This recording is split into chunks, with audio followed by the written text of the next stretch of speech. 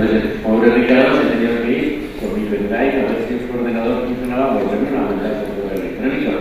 Por favor, Ricardo, me mandas la conferencia por escrito porque me he perdido montones de cosas hurgando en los entresijos del asunto de demás, pero alguna vez. Es normal que se le ocurra a uno colgarse en algún lado el duplicado, ¿no? Pues si no, pues estaría ahora aquí, tendría que bailar al lado de los cisnes, porque en realidad es bueno, muchas gracias.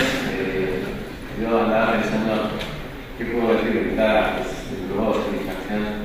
Yo creo que mi vocación universitaria, ¿no? Que es la de todos los que compartimos, siempre realmente enriquecida, ¿no? Y agrandada cuando uno está en la universidad, pues con 700 y pico años de historia, y que ha filosofado y cuando uno encuentra pues, un salón de actos pues, lleno de gente joven que está esperando expectante, pues que quizá a lo mejor puedas aportar algo a su formación, ¿no? Eso realmente es muy bonito, ¿no? Entonces, mi agradecimiento por dejarme vivir también en nuestra universidad y mi pasión por la universidad, ¿no? Yo creo que era Raymond Lull el que decía, bueno, reunión y concierto de sabios, que era una definición un poco vanidosa, ¿no? Reunión y concierto de sabios, a donde acude la gente y ellos tratan de hacerlos igual de sabios que ellos. Esa era la cuestión, ¿no? Yo no me siento sabio, pero quiero a la vez que al final pues llevas un poco de delantera, ¿no? Estudiar cosas y demás. Y bueno, pues sí me encantaría transmitir muchas cosas de la contabilidad, pero la ética, ¿no? La transparencia, los escándalos, quizá podría haber sido un enfoque, ¿no? Pero al final, después de dar vueltas, pues le he dado un enfoque un poco a mi manera, ¿no? Un enfoque histórico, ¿no? Que es lo que ha ocurrido a lo largo de la historia con la contabilidad y cómo hemos llegado a como estamos ahora, ¿no? Pero bueno, en cualquier caso, quiero agradeceros de nuevo este salón de actos tan lleno, ¿eh? Y yo creo que voy a meter a hacer los esfuerzos.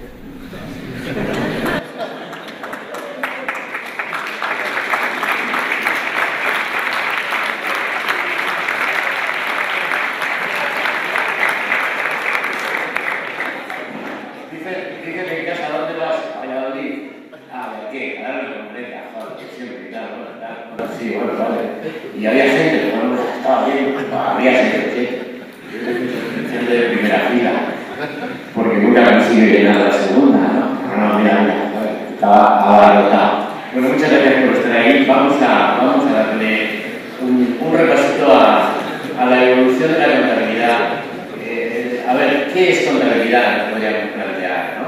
¿Hace falta que haya partida doble para que sea contabilidad o sencillamente cuando en una cueva, que puede ser pues en la provincia de Valladolid, que hay alguna, aunque no he encontrado mucho paleolítico, precisamente, lo buscaba, ¿no? Estas son del Levante, Cogul, Alpera, todos estos, ¿no?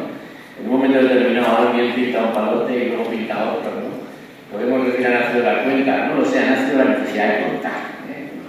No voy a decir que sea contabilidad o lo que sea, pero ciertamente si nos ponemos a buscar vestigios, pues los arqueólogos seguro y no sé si escuchan los sociólogos también, pero la sociología de la historia, de cómo se van formando las cosas, ¿no? Historiadores del conocimiento, tienen ahora una teoría interesante, ¿no? Que es que la escritura nace para contar y realmente, seguramente los primeros signos no son una A, que es algo mucho más evolucionado, mucho más posterior, que sencillamente es un palote, ¿no? Y bueno, pues vestigios de estos tenemos todos los que queráis, y hay quien se ha dedicado por ahí, incluso alguno a falsificarlos, pero ese hueso es un peroné de babuino, de babuino, un peroné que es muy curioso cuando se habla de los antecedentes de la numeración y de las cuentas y demás, que es de 35.000 años antes de Cristo, ¿no? Se llama Elisango. Elisango es el lugar donde se encontró, tiene una serie de muestras, ¿no? Entonces, ¿son muestras de adorno, son ornamentales o realmente hay algo detrás? Bueno, pues es que es muy curioso, ¿no? Porque es que si te fijas, son dos columnas y suman 60, es decir, cuadros de los lados. Esto es casualidad o evidentemente ya había una inquietud, desde luego había una necesidad de contar ciertamente, ¿no? Pero bueno, no me entretengo porque es una gran anécdota, pero aquí a mano izquierda son todos los números primos que hay entre el 10 y el 20, ¿no? 11, 13, 17 y 19. Y luego a la derecha, pues fijaros que curioso, 10 más 1 es 11, 10 menos 1 es 9, 20 más 1 es 21 y 20 menos 1 es 19. Esto puede ser hasta extraterrestre, pero en cualquier caso hay una larga historia, ¿no? Si no de la contabilidad, por lo menos sí de los números, de las cuentas, la manera de contar, ¿no? Esto es una maravilla babilónica. También es muy curioso porque ahí andan dándole vueltas para qué servían esos agujeritos, ¿no? Bueno, la traducción no es fácil, la arqueología pues sí tiene técnicas pues, para ir casando cosas, ¿no? Y ahí deducir, como los dominicales, los pasatiempos del dominical, ¿no? Esta letra a qué flor equivale en simbología, ¿no? Aquí ocurre lo mismo, pero hay una larga tradición. Lamentablemente, ni yo conozco mucho, ni tenemos mucho tiempo, ¿no? Andamos creciendo, pero sí hay gente de historia que está trabajando en Babilonia, mis hermanos, y comentamos en ese momento, también otro Ricardo Ilustre, ¿no? Egipto, bueno, hay una cosa muy curiosa, en el código de Hammurabi empieza a aparecer el justificante contable, ¿no? El documento, la base contable, ¿no? O sea que en realidad es una función desde hace muchísimo tiempo, ¿no? Si el traficante ha sido negligente y no ha obtenido la tablilla sellada, mencionando la rata que entregó al mercader, la rata que no figuran anotadas en la tablilla sellada no podrá acreditarse, ¿no? Bueno, mi idea es, en este ratillo, que espero os resulte interesante, pues analizar cuatro hitos importantes en lo que es el desarrollo. Está todo junto, es la matemática, es la contabilidad, son los números. ¿En qué momento la contabilidad se separa y se puede decir, no, es que yo creo que tendríamos que volver de nuevo a visiones integradas, ¿no? A visiones multidisciplinarias, ¿no? En donde, pues, ustedes estamos manejando números, estamos manejando economía, estamos transmitiendo información, esa transmisión de información implica también teoría del conocimiento, teoría de la decisión, implica sociología, evidentemente implica montones de cosas, ¿no?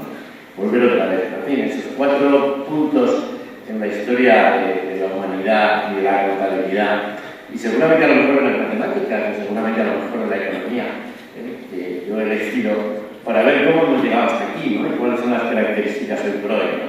Son, primero, pues algo que puede ser obvio, pero el sistema de numeración que tenemos no siempre ha existido. Teníamos otro sistema de numeración, ¿no? Ese momento de la implantación de los números indolábilos, la revolución urbana del siglo XI-XIII, importante, revolución económica, fundamentalmente, que da lugar al Renacimiento. El Renacimiento artístico no habría sido posible si no hubiera habido dinero para pagar a los sabios, ¿no? Luego la revolución industrial y luego el mercado de capital. Vamos rápidamente. Sustitución de los números. A ver, casi esta respuesta, ¿no? Esos son 3.263, ¿no? ¿Habéis probado a hacer alguna división? ¿Os dais cuenta del avance tan impresionante que significa para el conocimiento el cambiar la numeración romana a la numeración arábiga, ¿no? Bueno, pues sí, si lo ponemos así, pues ya es como mucho más. A mí me cuesta mentir, ya pensar en todo, ¿no? Pero claro, con aquella numeración, para contar, para sumar, para multiplicar, no había nada más que una solución. Era el agua. El agua porque trajeron los grandes viajeros, Marco Polo, etcétera, trajeron y que se implantó entre los comerciantes, ¿no? Y que tenían una habilidad y que ahora mismo todavía en alguna tienda de chinos donde yo voy a comprar la leche me encuentro que la señora está con el agua, ¿no? Y sigue manejando, ¿no?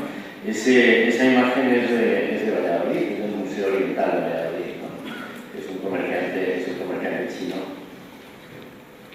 ¿Qué le pasa ahora? Es un comerciante chino.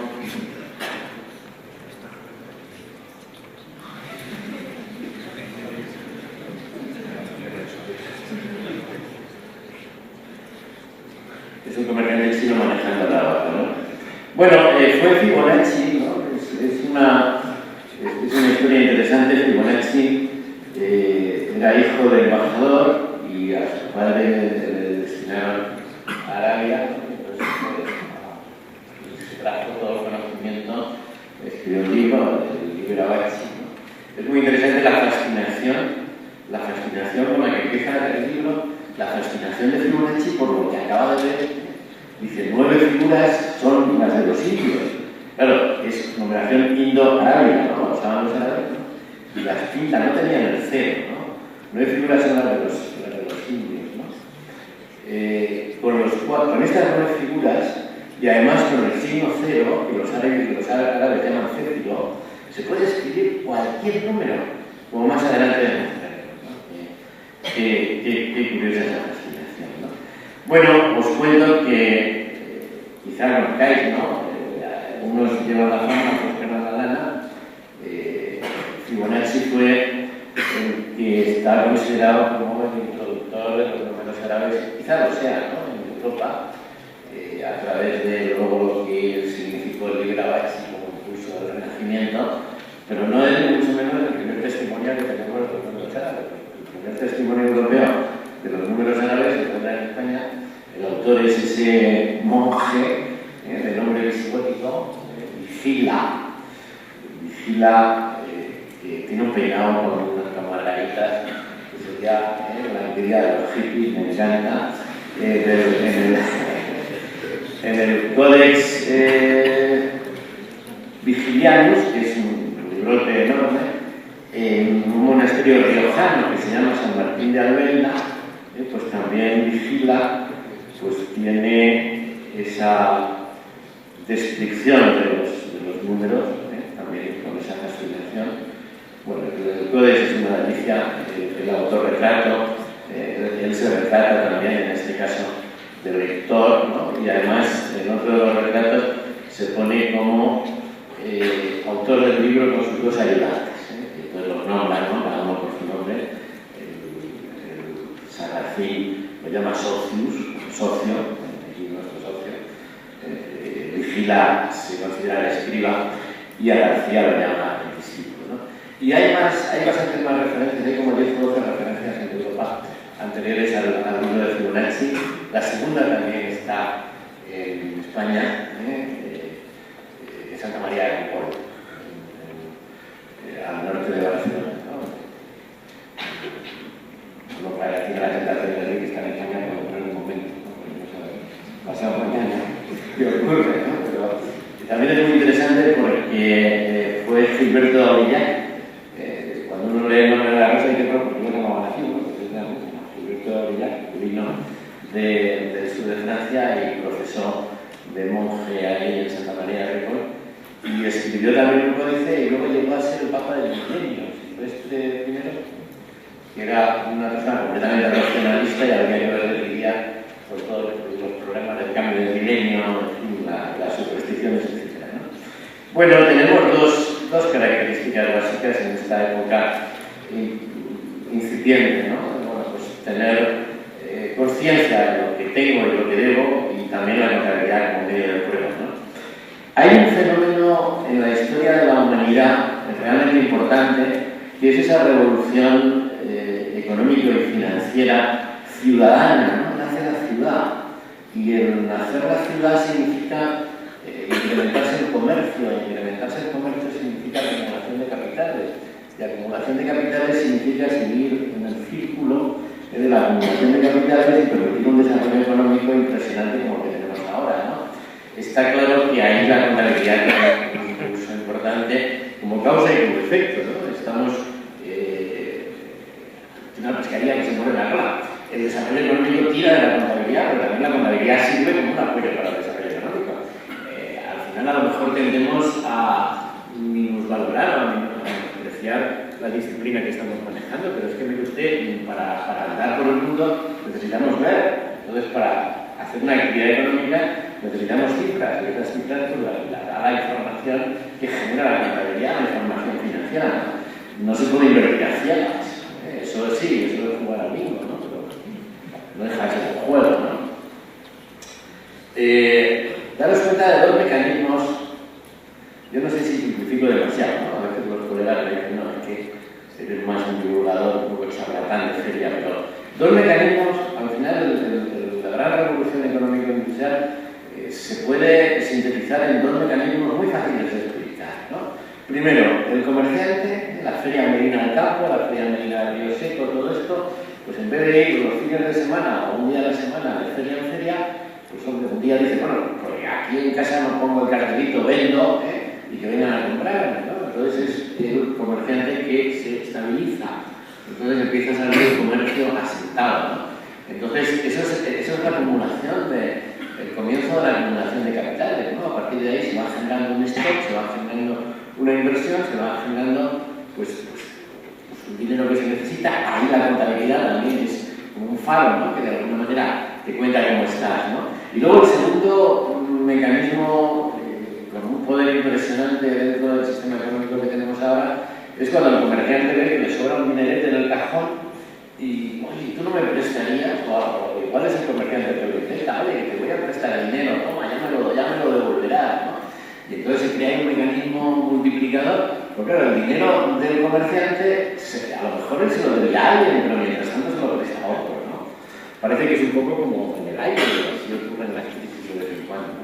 Y son dos efectos realmente importantes que significan la acumulación de capitales y que significan el manejo de renta y riqueza, que significan el desarrollo económico, y que ahí está la contabilidad. Precisamente la partida doble nace en ese periodo de revolución urbana, de revolución económico-financiera importante, donde empieza la acumulación de capitales, ¿no? Y luego ya pues, hay otras explicaciones y hay otros hechos muy interesantes que contribuyen, pero yo básicamente me quedo con esas dos cuestiones, ¿no? El comerciante que se asienta y nace el crédito como mecanismo multiplicador, es el milagro de los panes y los peces, con 1.000 euros, yo te presto a 1.000 euros, que se los prestas a este se los presta al otro, y ahí montamos un mecanismo piramidal que así es la economía, ¿eh? De vez en cuando alguien se aprovecha demasiado de los mecanismos piramidales, tenemos casos importantes, muy sonados, y aquello se hunde y entonces van a caer, ¿no? ¿Dónde está el límite? Pues, evidentemente de la ética, ¿no? Digo que bueno, que hay otra serie de cuestiones importantes, alguna de ellas volverá a salir, pero ahí está el auge de la partida doble, y sobre todo una cosa que a veces vemos en las películas, pero que me parece muy curioso, el auge del comerciante como una clase social, porque el comerciante nace, el comerciante maneja su contabilidad, maneja sus libros, maneja su partida doble, empieza a hablar de tú a los grandes señores feudales, incluso el que le presta dinero al rey para financiar la guerra ya no es el conde no sé cuánto, ya es el comerciante, ya es el mercader de Venecia, por decirlo en términos, o el mercader de Medina del Campo, de Medina del Río Seco, ¿no? Bueno, recordaros la creación de la Universidad de Valladolid, que es en aquella época, 1208-1241, bellísimo ese, no sé cómo llamarlo, ¿no? La imagen de Alfonso VIII, es en el momento en el que también están surgiendo otra serie de instituciones en el desarrollo económico y en el desarrollo de la contabilidad. La primera regulación es una autorregulación, la regulación de los propios comerciantes, impulsada por el desarrollo económico, impulsada por la necesidad de tener unas normas comunes. Ahí está la ética también. Pacioli es muy interesante, ¿no? Libros de la época donde te cuentan, bueno, estos hay que meterlos un poco a la cintura, Pacioli, repitiendo los libros, uno que enseña de una manera, otro que enseña de otra, cuando quieren enseñar uno, cuando quieren enseñar otro, ¿no? Por eso es tan importante la legalización, ¿no? Pero una figura ciertamente importante, curiosamente, la Universidad de Valladolid es más antigua, uno de los primeros postulados de MAP se crea de la mano de una universidad, la de Barcelona, en 1257, Jaime I, y luego es que inevitablemente, porque uno dice, no, voy a ver si traigo ejemplos, mire, Castilla es posterior, Medina del Río Seco, pues el siglo XIV, hay vestigios XV, es el Mediterráneo, donde nace el desarrollo económico, donde más clara está la revolución de la que estoy comentando, y donde también más vestigios hay de contabilidad. Claro, me tengo que ir a 1494 para encontrarme un consulado de más, que ya es una asociación gremial, ya no es un consulado del mar, evidentemente, en Burgos. También en la Universidad de Mercaderes. Curiosamente, la universidad tiene un papel importante en el desarrollo económico a través de este tipo de instituciones, ¿no? Que como veis pues ya son bastante más tardías, pero caramba, la regulación y la regulación contable, ¿no? Ahí tenéis una imagen bien bonita, el barquito, ¿no? Las ilustraciones, pero uno empieza a ver y ahí hay normas importantes de contabilidad. Normas importantes. El paso siguiente son las tablas de cambio. Las tablas de cambio, yo lo que preguntaba ahora Ricardo, oye, las tablas de cambio, sí, claro, medida del campo, pero después también, medida del campo, pero no tenían el carácter oficial, ¿no? de creada por el propio ayuntamiento, por la propia unidad económica que regía. Pero es un tema muy interesante también en el desarrollo económico y al final una tabla de cambio una mesa. Se ponía allí, además había unas reglas muy curiosas. Si la tabla de cambio había unas reglas muy curiosas de ética. Si el cambista estaba en bancarrota, tenía que poner un cartel de un color rojo o algo así por el estilo para que se viera, ¿no? Que efectivamente.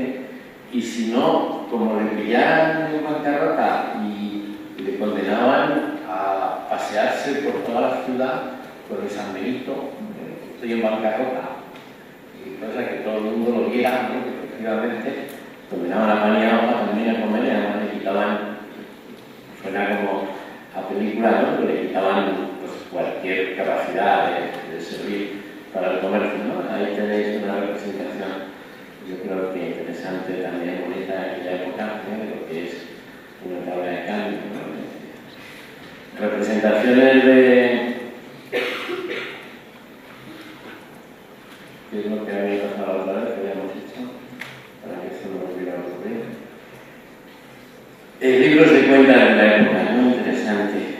Daros cuenta, no sé si os dais cuenta, porque no es fácil, la paleografía, esto es la tabla de cambio, es una de las los primeros registros contables, quizá los primeros registros contables que tenemos en España. El problema es que cuando se trabaja en historia de la contabilidad, pues estamos trabajando con un material muy vulnerable, porque los que se dedican a la historia del arte, pues la piedra la aguantan el papel realmente, aunque sea pergamino, lo aguanta bastante más, ¿no? Los primeros registros que tenemos contables en este país son de nuevo del Mediterráneo, del siglo XII-XIII, los libros del Coto, los libros de cuenta de los reyes. Pues los reyes tenían un sistema fiscal que se dedicaba a recaudar, entonces tenían un contador que era el que resumía. Y el contador, los reyes de Castilla también, por supuesto, ¿no? El contador era el que les presentaba el resumen del rey. Este libro es de la tabla de cambio de Barcelona. Está usando 1405, está usando numeración romana. No lo veis claro, pero está usando numeración romana. Los reyes católicos fueron los que un personaje de televisión importante, sobre todo ellos, súper conocida en una serie dentro de nada, la literaria la católica. Pero en cualquier caso, la primera regeneración contable contemporánea de esa maravilla que es San Pablo, ¿no? Contemporánea de nuestro impresionante Rubete, los dos. Quizá me quiero romper. Y esas imágenes de comerciantes son un poco posteriores, el franquista y su mujer. Es Centro Europa, pero es más o menos de la misma época. Y estos son recaudadores de impuestos, ¿no? Ya se les ve la cara que tienen. Perdón. Los recaudadores de impuestos, me estoy refiriendo a lo de aquella época. Pero bueno, anotaciones contables, libros de cuentas por todas partes. Curiosamente, Cervantes fue recaudador de impuestos. Y tenemos libros de cuentas de la mano de Cervantes. Curioso, y además se le debió ir un poco la mano y encarcelado por ese asunto, ¿no? Estuvo preso, ¿no? Se ve que entre el debe y el haber se le perdió alguna cosilla por ahí, ¿no? Un tema interesante también, Cervantes contador, Cervantes contable, recaudador, con libros de cuentas al servicio de la hacienda pública, y Cervantes encarcelado por ese asunto, ¿no? Luego viene Carlos V, la Crónica de Cigales, 1549, y Madrid 1552. Todos los mercaderes y los residentes en el reino habían llevado libros de cuentas por el método de la partida doble. Esta es la declaración oficial de la partida doble, muy vinculada. Y luego conocéis perfectamente ese Hall, que habréis visto más de una vez. Cuando esta mañana me lo han recordado, tuvieron que sacar a Felipe II por una ventana, para poder bautizar con lo que querían. Pero de Felipe II es la aplicación de la partida doble en la Real Hacienda de Castilla. Vamos a ver, la partida doble no está claro cuándo nace. Hay por ahí un tópico de que fue Pacioli, también Bartolomeo Pacioli, el que implantó la partida doble, el que la inventó, perdón, ¿no? Ahora se han descubierto registros, la historia es así después a veces, registros anteriores, pero primero la partida doble la usan los comerciantes, ¿no? Y especialmente también comerciantes vinculados con judíos, ¿no? Que eran muy dedicados. Entonces, claro, al final cuando tú te encuentras una partida doble en una institución oficial, en una época temprana, empiezas a buscar quién iba a las cuentas. Y era un antiguo comerciante, era judío, ¿no? Esto ha pasado, por ejemplo, los primeros vestigios de partida doble en instituciones eclesiásticas que siempre tardaron mucho en entrar. Están en Toledo, y en Toledo Susana Villarroya, nuestra colega, Villarroya es un gran historiador de la contabilidad, lo tiene muy callado, ¿no? Pero encuentran que el contador habían contratado para hacer la obra de la catedral a alguien que llevara las cuentas que venía del reino del comercio, ¿no? Por eso trae la partida doble. Pero estamos hablando de la contabilidad privada, la contabilidad del comerciante, pero también hay una contabilidad del reino, ¿no? Entonces es muy interesante también el contador de Felipe II, ¿no? En qué momento decide que va a hacer la guerra contra los franceses, que luego da lugar a la batalla de San Quintín. Al final es la contabilidad que decide. Son las cuentas que está presentando su contable. Oiga, mire, ahora hay dinero para ir a la guerra. Van a la guerra, ¿no? Entonces, interesante, ¿no? Bueno, es Felipe II el que implanta la partida doble con carácter obligatorio también en los reinos, en la contabilidad pública, ¿no? En la contabilidad del gobierno, digamos así, ¿no? Y ahí surge también un manuscrito ilustre que escribe un libro de contabilidad, ¿no? Que es Bartolomé Salvador de Solórzano, del cual podríamos contar muchas cosas, pero las primeras que conocemos es que es de Medina Reyes. Al hilo de las ferias y de la actividad comercial y al hilo de que se acaba de implantar la partida doble como obligatoria no solamente para los comerciantes, que ya venía desde la época de su padre y de los hijos, sino también en las arcas de los establecimientos públicos, municipales y demás, pues hay necesidad de escribir un libro, ¿no? de contar cómo se hace, donde curiosamente estamos en 1590, ¿no? Y R siguen usando numeración romana en los registros contables, ¿no? Costó mucho, bueno, yo no me quiero entretener esto, pero daros cuenta, y esto me parece importante, de alguna cuestión interesante de que en esos momentos cuando se desarrolla la partida doble, cuando hacéis un examen de contabilidad, al final todos sabéis que te ha cuadrado, uno con una cara de gusto, sí, me ha cuadrado. El otro con una cara terriblemente de disgusto, no es eso lo que corregimos, ¿no? Corregimos el contenido, ¿no? No me ha cuadrado. Porque claro, el cuadro es un instrumento de control impresionante en la partida doble, ¿no? De tal manera que ese instrumento de control es una de las razones importantes de la contribución de la partida doble a la actividad económica, ¿no? Que es el orden, el concierto, ¿no? que incluye, ¿no? La racionalidad económica, ¿no? Capacidad para el control de sucursales y filiales. ¿Cómo puedes montar que el comerciante se instala, ya deja de ser nómada y empieza a crear sucursales y demás? ¿Cómo puedes organizarte una actividad económica sin un buen sistema de información. En aquella época, evidentemente, no había ordenadores, ¿no? Ya surge, pues Pacioli, ¿no? Evidentemente. ¿En qué momento estamos del auge del renacimiento económico y del auge de la partida doble, ¿no? Bueno, pues siglo XII, XIII, XIV, XV, ¿no? Ya esto es revolución tardía ya, pero quizá una nueva revolución que es el Renacimiento o la consolidación de la revolución anterior, ¿no? Donde además hay una preocupación por los números, por las cifras. A mí me parece muy interesante el darse cuenta que la racionalidad económica que encierra la partida doble, ¿no? También es una racionalidad económica compartida por el Renacimiento, compartida por las artes, compartida por la geometría, compartida por la arquitectura, y con un Pacioli que escribe un libro que se llama De Vidimus Quantitatis y Absorta en el mundo, ¿no? Yo creo que de alguna manera también hemos olvidado. Y luego tiene un segundo libro que algún día, para el 50 aniversario, podemos hablar, que es el segmento áureo, la divina proporción, ¿no? Tú te vas a San Pedro y empiezas a encontrar divina proporción por todas partes. Y dices, caramba, ¿no? Qué curioso, pero es que te vas a la piramidal que está hecha en el segmento áureo y te vas a un caracol y dices, anda, esto es piramidal. Y luego ves una galaxia, ves una foto de una galaxia, o ves la foto del huracán no sé cuántos y dices, caramba, si es que no hay una regla, ¿no? Por eso los arquitectos de aquella época del Renacimiento y demás, pues, lo tomaron como instrumento importante, ¿no? Preocupación por el número, preocupación por las leyes, preocupación por el control, preocupación por el orden, preocupación por la estética, preocupación por el ritmo, partida doble.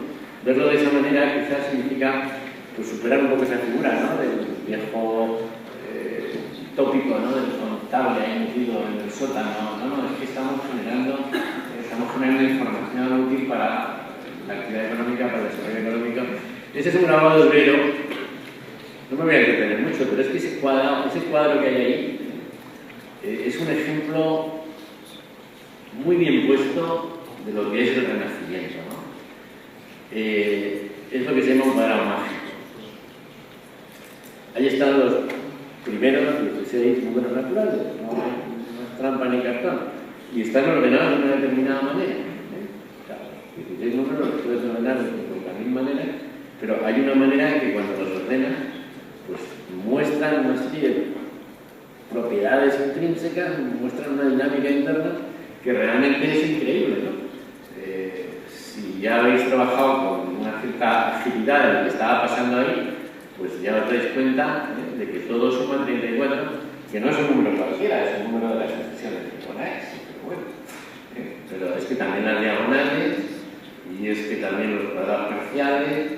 Bueno, así sucesivamente, ¿no? No me entretengo mucho. Tiene 50 y tantas relaciones de números entre sí. Bien, en ese medio surge la geometría y el cálculo matemático aplicado al arte, Piero de la Francesca, León Battista Alberti, por supuesto Leonardo. Surge la geometría aplicada a la escultura para que el caballo pueda levantar las patas y sin necesidad de apoyarse en la cola, que es la que trampa, pues surge que la escultura no se caiga. Surgen tantas y tantas otras cosas, y ahí surge también el control numérico a través de la partida doble, ¿no? La necesidad de que esté adecuadamente hecha este ajedrezado mecánico, ¿no? Y además, en un cuadrado mágico, siempre que uno de ellos funciona simétrico, pues también ocurre, ¿no? Bueno, es que dedicaros tranquilamente a buscarle las relaciones, y luego veréis por qué se exige la totalidad del cuadro, que al final los misterios son realmente los mismos, ¿no? Bueno, vamos a añadirle alguna característica más, la rendición de cuentas, importante, y damos un salto, no me quiero pasar mucho de la hora, damos un salto en el tiempo y nos vamos a la ilustración. Hay momentos estelares en la humanidad, ¿no? De repente, ¿no? Como el Renacimiento, cómo cambian las cosas, ¿no? Y en la ilustración pues también cambian las cosas, ¿no? La ilustración es también más clara, pues mire usted, o traemos un monarca francés que nos mueva un poco esto,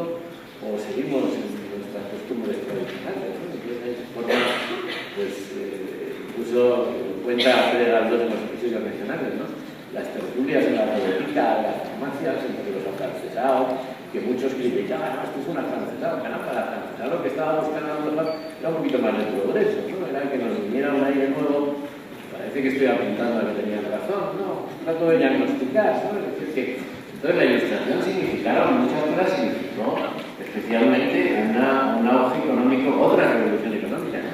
Y ahí la contabilidad experimenta también un impulso ciertamente importante, ¿no? Y ahí es donde nos encontramos con la revolución industrial. Claro, la revolución industrial viene donde más fuerte aparece es en Gran Bretaña, ¿no? Es en Inglaterra, también en Francia. Nosotros bebemos pues de lo que trajeron los Borbones de alguna manera y sobre todo también de la regulación, de la filosofía, de la mentalidad y también las cuestiones importantes en materia contable, ¿no? Ahí esto ya es mucho más reciente, está ahí, yo podríamos pasarnos aquí una semana entera haciendo un seminario de esto, ¿no? El sistema financiero, el Banco de San Carlos. El Banco de San Carlos, primera cuenta de resultados, bien organizada, en 1783, ingresos, gastos y reparto de resultados, ¿no? Sale una tasa de 5,79, no era muy rentable, y el tipo de interés en Cádiz en aquel momento era 9,5, ¿no? Bueno, ¿por qué he tomado la referencia a Cádiz? Por aquello de la Constitución de 1812, culmen de la Ilustración, pero bueno, para el caso es lo mismo.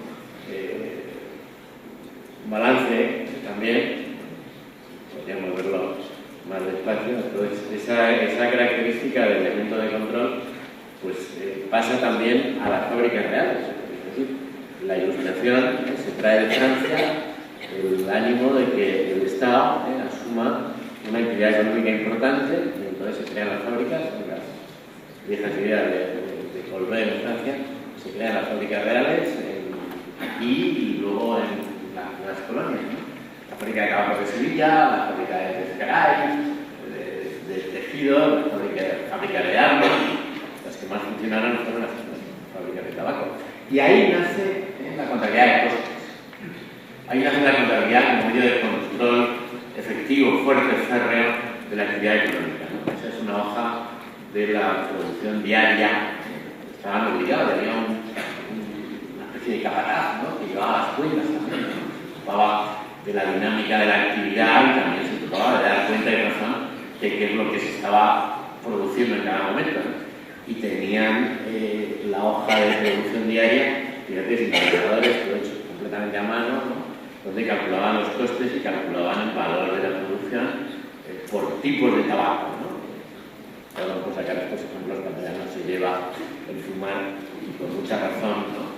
Pero no hay duda de que las fábricas de tabaco fueron las más importantes en el Renacimiento, ¿no? Las fábricas crearon la contabilidad de costes, crearon el control, ¿no? Y luego la contabilidad de los municipios, ¿no? Esto es un ejemplo de un ayuntamiento, ni muy grande ni muy pequeño, podría ser Cigales, ¿no? Pues no, es Tocina en Sevilla, donde también en este momento se inventa el presupuesto. El presupuesto como basado en un instrumento contable, ¿no? Pero como instrumento también de gestión, como instrumento de control, ¿no? Y usted, ¿qué es lo que habíamos planificado gastar y qué es lo que no habíamos gastado? La comparación. Son cosas que parecen elementales, pero que son importantes, ¿no? Más luego el intento de implantar la partida doble. Este es un tema curiosísimo, no me puedo entretener, pero después de Felipe II, que se implanta la partida doble en las arcas municipales del reino, entonces de repente alguien dice, desde las colonias de ultramar siguen usando la partida simple, han pasado 200 años casi, esto no puede ser, vamos a implantar la partida doble en ultramar. ¿Y nos vais a controlar a nosotros, funcionarios?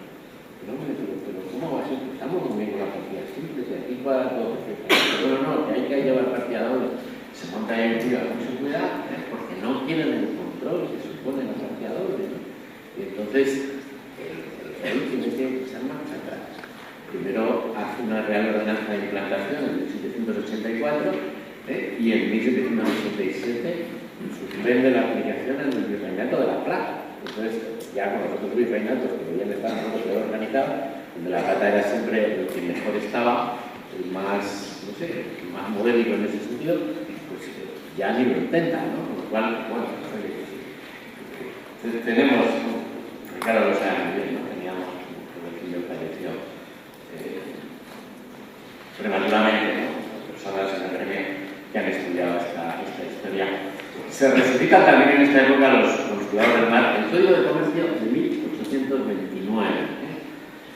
Delicioso, echarle un vistazo. ¿Cómo se define un comerciante? Mira, aquel que mide por varas. Eso es un comerciante, porque mide por varas, ¿no? Tiene alguna que sea más la definición, pero bueno, todo esto es la ilustración, ¿no? Realmente es importante. ¿Os habéis puesto a pensar la importancia que tienen las grandes sociedades en la acumulación de capital? ¿No? Tenemos luz porque hay una compañía eléctrica, no sé cuál, ahora mismo, pues Endesa, Iberdrola, Red Eléctrica, que tú le das un botón. Eso es una acumulación de capitales impresionante, por eso es una separación entre propiedad y control, y eso es un ejercicio enorme de información financiera. Ahí está la contabilidad, ¿no? Los primeros antecedentes de las primeras sociedades de capital están muy vinculadas a América Latina y nacen para el comercio con América Latina. La primera, la Real Compañía Guipuzcoana de Caracas, es de 1828, ¿no? Y empiezan a emitir acciones. Y ahí ya el proceso multiplicador del capital se hace impresionante. Las acciones eran toda la historia, ¿no? Primero se encomendaban a los santos, ¿no? San José, la Virgen del Carmen, es muy curioso porque el Banco de San Carlos, cuyo primer balance está ahí, a los 8 meses, 9 meses, se desata una crisis impresionante que dice, bueno, le hacen una especie de auditoría y el capital se ha esfumado. Se ha reducido a la tercera parte. Entonces mandan unos hombres de negro a revisar aquello, revisan, ponen sobre la mesa lo que ha ocurrido y entonces tienen que hacer unos recortes. Tengo por ahí la lista de recortes, claro, no podía poner muchas cosas, pero ponen unos recortes y en esos recortes está especialmente el quitarle el sueldo a los trabajadores, el bajar el sueldo a los conserjes, entonces, ¿qué es lo que había? Un trasvase claro, ¿no? Hay una externalidad, un efecto inducido, ¿no? De una volatilidad de un capital que estaba ahí y que, bueno, ¿cómo lo recuperamos? Pues reduciendo costes y al final tienes que pagar gato, ¿no? Cualquier parecido con algún caso actual, pues ahí tenéis algo que os puede llamar mucho la atención también de lo que significaba el control en aquella época. Ahora todo lo hacemos con el ordenador, pero entre los libros oficiales que tenían que llevar las compañías estaba el copiador de cartas y telegramas. Pues ese es el copiador de la ilustre Real Compañía Guipuzcoana de Caracas, fecha 1781 a 1782.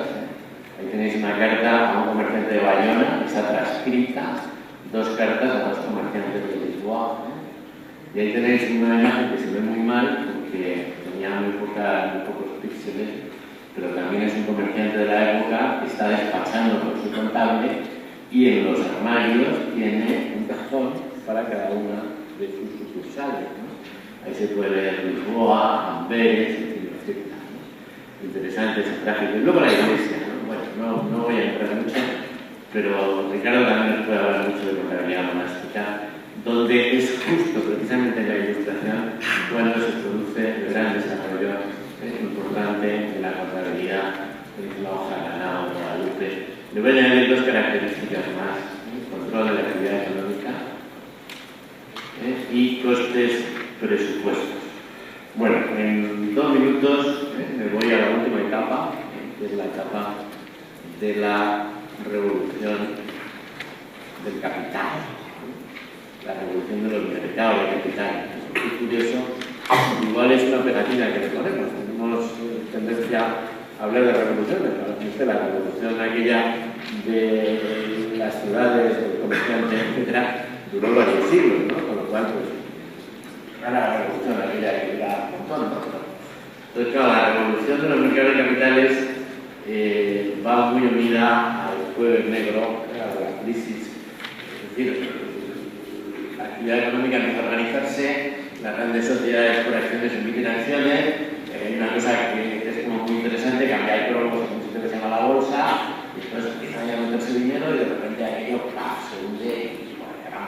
pues oye, esto hay que tomárselo más en serio. Y tomárselo más en serio significan dos cuestiones interesantes. Primero, el concepto de responsabilidad social y segundo, la importancia de la información financiera en los mercados de capital, ¿no? El tema de la responsabilidad social es muy interesante. Mire, la información también como bien público, ¿no? Y el tema de los mercados de capitales, mire, nace la auditoría, nacen las normas contables en el sentido actual, nace la regulación, nos damos cuenta que estamos también ante un bien público y sobre todo los sistemas contables, y esto es una característica importante, ya no están como un sistema de control, como un sistema de predicción. Yo os reto ahora cuando estudiéis contabilidad, que vais mirando a ver que esto vale más para el control, esto vale más para la predicción, y vais a encontrar montones de elementos, por ejemplo, la valoración, el valor. ¿Por qué valoramos de una determinada manera? Porque necesitamos que ese valor sea la expresión de los rendimientos futuros del bien en cuestión. Por eso actualizamos hipotecas futuros, calculamos el valor en uso. De esa manera el valor es una representación. Lo mismo también con los pagos, porque actualizamos valor actual, los flujos de caja futuros, porque en un pasivo lo que me importa es lo que voy a tener que ir pagando, ¿no? Lo que estoy dando como valor es lo que vale hoy todos los pagos futuros. ¿Qué estoy haciendo con eso? Hacer una contabilidad predictiva, hacer una valoración que me prediga el futuro, ¿no? Bueno, eso se llama el paradigma de utilidad, ¿no? Justamente es importante. Ya llevo unas cuantas características de lo que es la contabilidad hoy, ¿no? Lo que tengo y lo que debo, medio de prueba, redacción de cuentas, control de la actividad económica, costes y presupuestos, hasta ahí la ilustración, y ahora responsabilidad social, y ahora capacidad predictiva, ¿no? Son dos cuestiones importantes. Pero me falta la última, que es la vinculación de la contabilidad con el desarrollo económico, ¿no? Que quizás es una característica muy vinculada con esa revolución de los mercados de capitales, ¿no? Pero es que el razonamiento es obvio.